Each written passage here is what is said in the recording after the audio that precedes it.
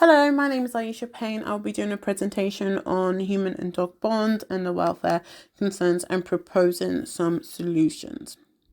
Within this presentation, we'll be looking at human and animal bonds, more specifically human and dog bonds, and what made dogs gain the phrase a man's best friend. We'll also be looking at the history of dog domestication and how the role of the dog has evolved to modern day. We will then be addressing the welfare concerns. So we'll be looking at breeding and human use. And then we will also be looking at legislation. So how legislation acts as an encouragement and an enforcement of welfare, of adequate welfare of dogs, but also how it acts to hinder the welfare of dogs. And then we will also be looking at three main solutions in which different researchers have proposed. So, human and animal bond. So, the human and animal bond has been described as a mutual beneficial and dynamic relationship between humans and animals that is influenced by the environment, behaviour, and the health of both. More specifically, the bond between humans and dogs is a cherished relationship that transcends mere companionship, evolving into a complex interdependent connection marked by mutual trust, affection, and companionship. Dogs have said to possess a unique ability to understand a human's emotions and respond empathically, solidifying their status as a cherished companion.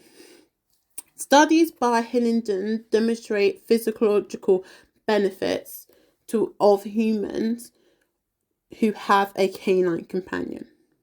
These include reduced stress levels and improved overall well-being.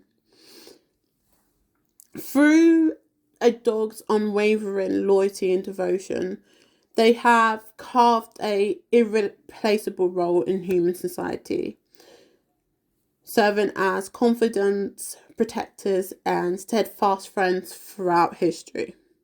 These profound bonds between a human and dogs stands as a testament to the remarkable capacity of their interspecies empathy and companionship. These has raised a number of different welfare concerns.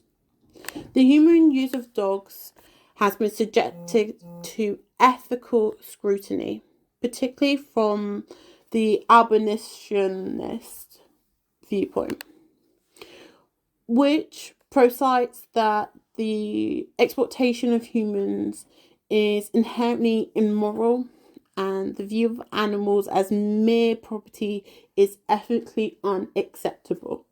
Within these frameworks, the utilization of dogs for various purposes such as companionship, work, or entertainment is seen as moral objectionable due to the inherent exploitation involved. Dogs are often treated as objects or tools to fulfill humans' needs or desires, as we saw throughout the history of domestication of dogs. This disregards their value and their welfare considerations. From this perspective, any form of human or dog interaction that involves the imposition of human will upon dogs, whether breeding practices, working roles, or recreational activities, is deemed as unethical. The abolitionist viewpoint challenges societal norms and calls for a shift in human perceive and interaction with animals, advocating for a re-evolution of ethical implications of our relationships with animals. Another welfare concern is the breeding of animals, and more in particular the breeding of dogs. So dog breeding has raised significant welfare concerns stemming from the commercialization and selective breeding practices within the industry. One primary issue revolves around the privatization of aesthetics over health, resulting in inherited disorders and deficits in certain breeds.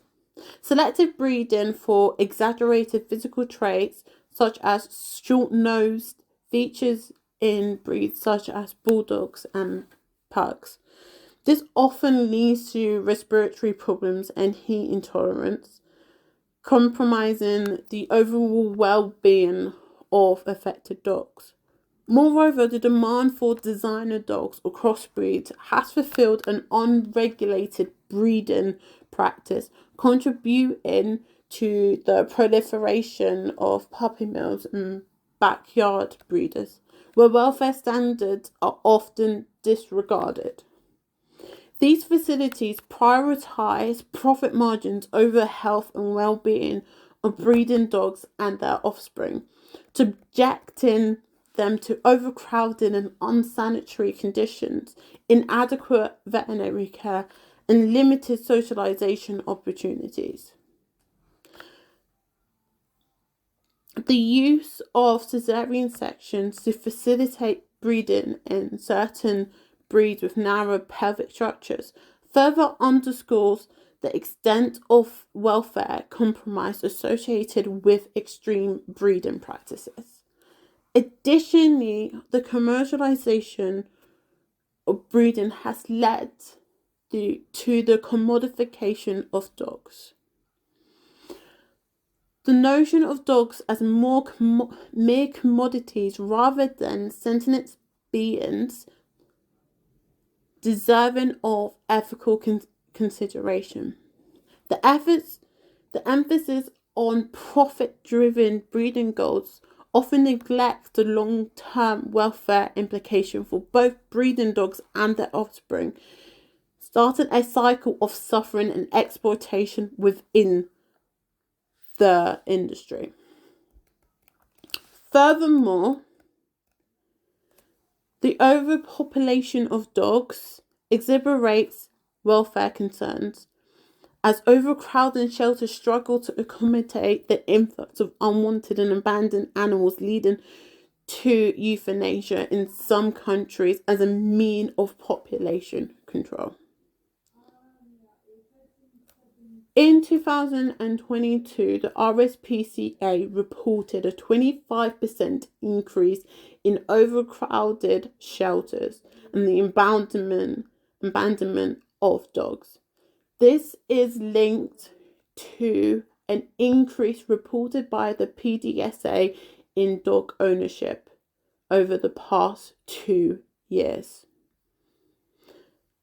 Addressing these welfare concerns necessitates a comprehensive approach comprising regulatory reforms, public education, and ethical breeding practice aimed to prioritize the health and temperament and overall welfare of dogs over the commercial interests. There is currently limited regulations around dog breeding. This leads us on to legislation. Whereas there is continuous welfare concerns within breeding and the use of dogs to benefit human gain, legislation seeks to strive a balance between the safeguarding of animal welfare and respecting the invaluable connections shared between humans and their animal companions. So, while there are concerns regarding the efficiency and enforcement of existing laws, such as the Animal Welfare Act of 2006, which aims to prevent animal cruelty and ensure their well-being, there is a notable benefit streaming from such regulations.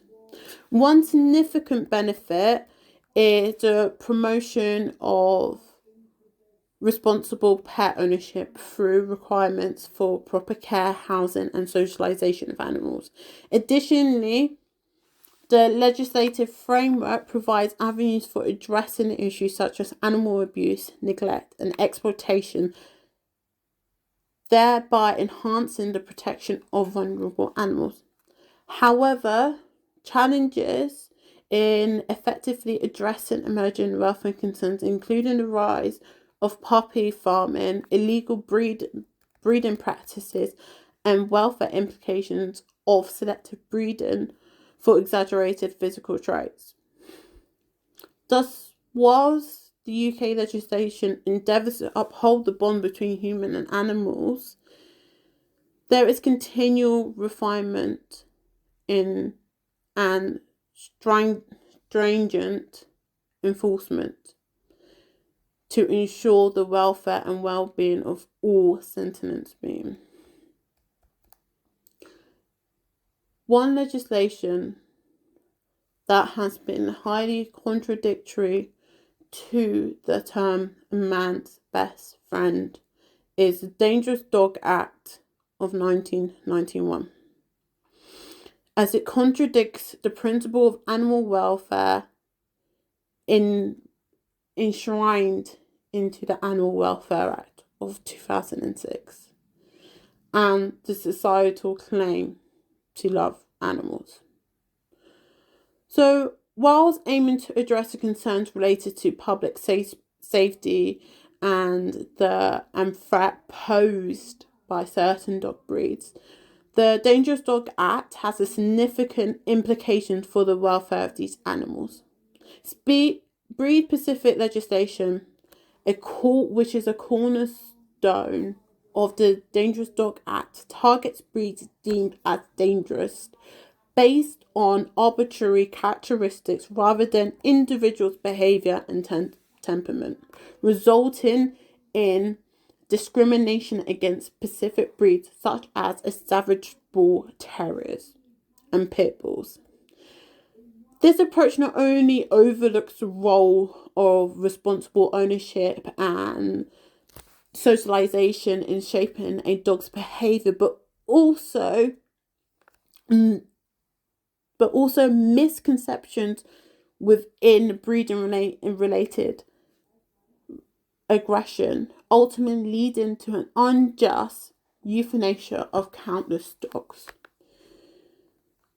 Furthermore, the Dangerous Dog Act detracts from efforts to promote positive human and animal relationships and responsible ownership by fostering fear and mistrust between certain breeds, thereby undermining the fundamental principles of the Animal Welfare Act of 2006 and our supposed love for animals within society. Although these are three of the main welfare concerns, there have been solutions suggested in order to counteract these concerns and to ensure the welfare of dogs. One solution is the reformation of dog-specific legislation. So one potential solution is migrating the contradiction between legislation such as the Dangerous Dog Act and welfare concerns is to reform breed-specific legislation. So instead of targeting specific breeds, the legislation efforts should focus on promoting responsible pet ownership and emphasizing factors such as proper social